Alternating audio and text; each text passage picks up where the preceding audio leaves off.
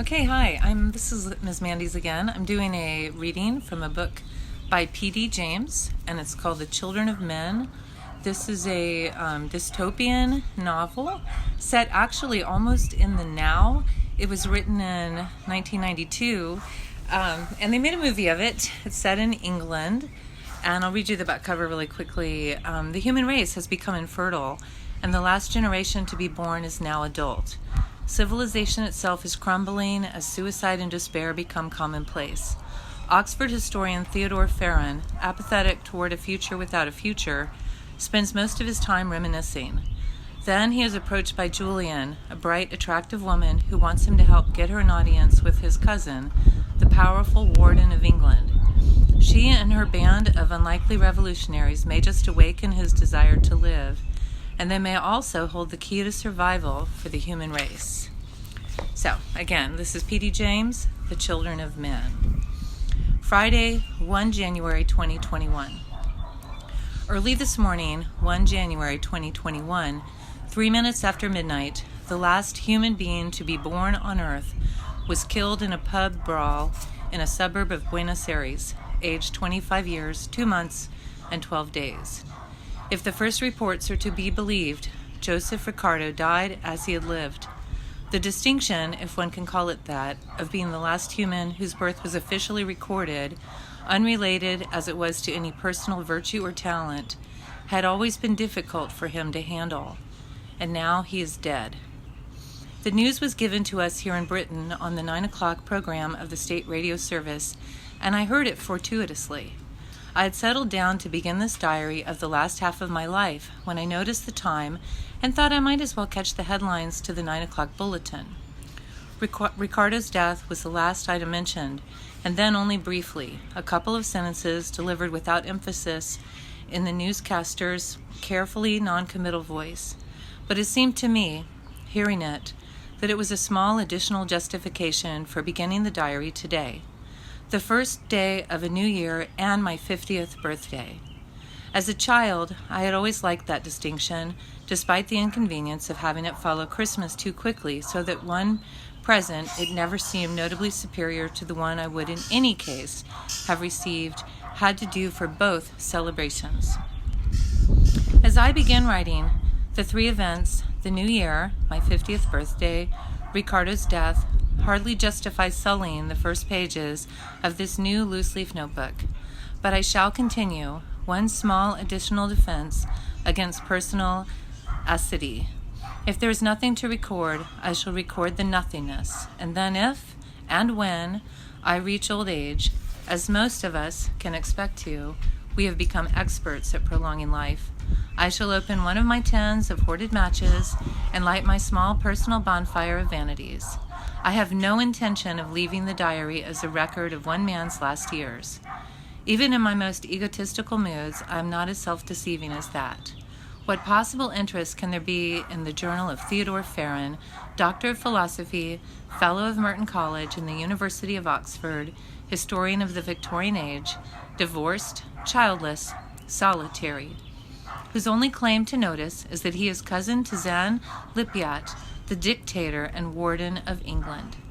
No additional personal record is, in any case, necessary. All over the world, nation-states are preparing to store their testimony for the posterity which we can still occasionally convince ourselves may follow us.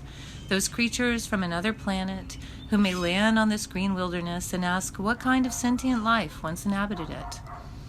We are storing our books and manuscripts, the great paintings, the musical scores and instruments, the artifacts. The world's greatest libraries will, in 40 years' time at most, be darkened and sealed. The buildings, those that are still standing, will speak for themselves. The soft stone of Oxford is unlikely to survive more than a couple of centuries. Already the university is arguing about whether it is worth refacing the crumbling Sheldonian. But I like to think of those mythical creatures landing in St. Peter's Square and entering the great basilica, silent and echoing under the centuries of dust. Will they realize that this was once the greatest of man's temples to one of his many gods? Will they be curious about his nature? This deity who was worshipped with such pomp and splendor, intrigued by the mystery of his symbol, at once so simple, the two crossed sticks, ubiquitous in nature, yet laden with gold, gloriously jeweled and adorned? Or will their values and their thought processes be so alien to ours that nothing of awe or wonder will be able to touch them? But despite the discovery in 1997, was it, of a planet which the astronomers told us could support life, few of us really believe that they will come. They must be there. It is surely unreasonable to credit that only one small star in the immensity of the universe is capable of developing and supporting intelligent life. But we shall not get to them, and they will not come to us. 20 years ago, when the world was already half convinced that our species had lost forever the power to reproduce, the search to find the last known human birth became a universal obsession, elevated to a matter of national pride, an international contest as ultimately pointless as it was fierce and acrimonious. To qualify, the birth had to be officially notified, the date and precise time recorded. This effectively excluded a high proportion of the human race where the day, but not the hour, was known, and it was accepted, but not emphasized, that the result could never be conclusive. Almost certainly, in some remote jungle, in some primitive hut, the last human being had slipped largely unnoticed into an unregarding world. But after months of checking and rechecking, Joseph Ricardo, of mixed race, born illegitimately in a Buenos Aires hospital at 3 Western Time on 19 October 1995, had been officially recognized. Once the result was proclaimed, he was left to exploit his celebrity as best he could, while the world, as if suddenly aware of the futility of the exercise, turned its attention elsewhere. And now he is dead, and I doubt whether any country will be eager to drag the other candidates from oblivion. We are outraged and demoralized less by the impending end of our species, less even by our inability to prevent it, than by our failure to discover the cause. Western science and Western medicine haven't prepared us for the magnitude and humiliation of this ultimate failure. There have been many diseases which have been difficult to diagnose or cure, and one which almost depopulated 2 continents before it spent itself. But we have always, in the end, been able to explain why. We have given names to the viruses and germs which, even today, take possession of us, much to our chagrin, since it seems a personal affront that they should still assail us, like old enemies who keep up the skirmish and bring down the occasional victim, when their victory is assured. Western science has been our God. In the variety of its power, it has preserved, comforted, healed, warmed, fed, and entertained us, and we have felt free to criticize and occasionally reject it, as men have always rejected their gods. But in the knowledge that, despite our apostasy, this deity, our creature and our slave, would still provide for us the anesthetic for the pain, the spare heart, the new lung, the antibiotic, the moving wheels, and the moving pictures. The light will always come on when we press the switch, and if it doesn't, we can find out why. Science was never a subject I was at home with.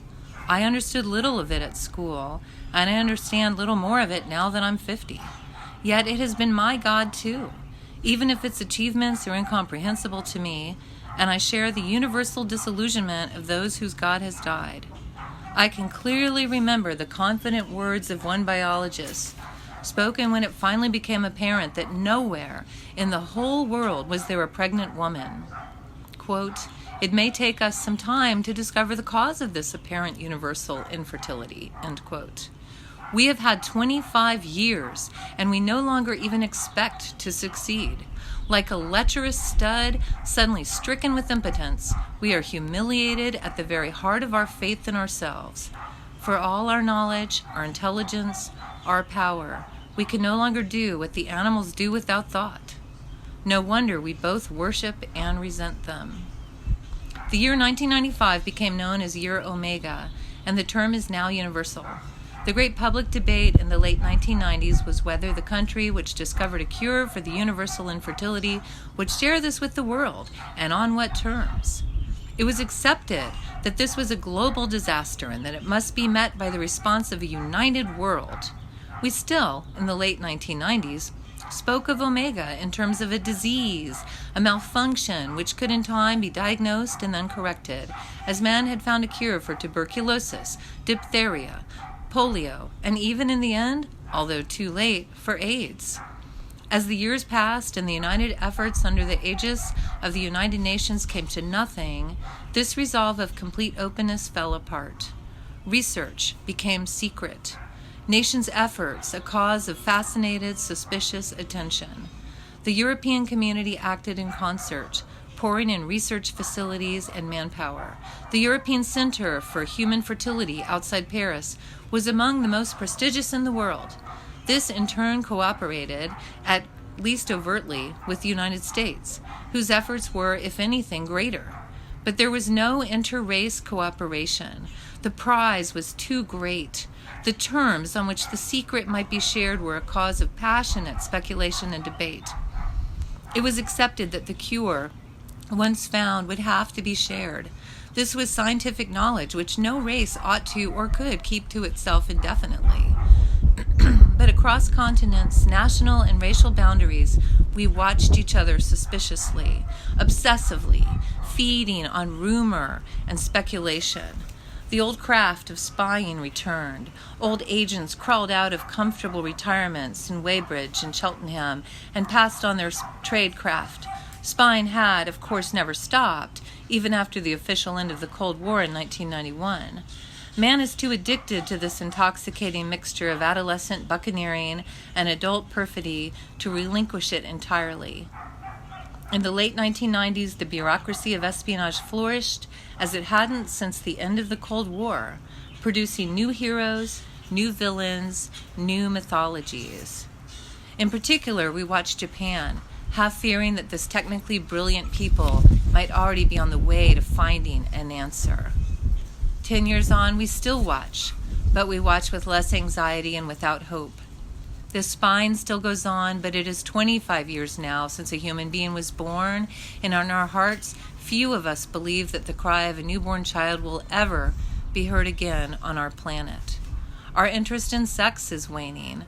Romantic and idealized love has taken over from crude carnal satisfaction, despite the efforts of the Warden of England. Okay, I have to stop here because I do share this with my students, and it got a little bit adultish. So, but anyways, this is a great book. I was thinking about how I feel like I'm living in a dystopian novel these days, having read a lot of them. And this is a great book called The Children of Men by P.D. James, about a world in the future, although as this book is set almost in the now, where infertility has taken over the world, and what is going to happen, and what does that look like, and what does that do to humanity when they are just an aging population facing no future. So I hope you enjoyed. Have a great day. Bye.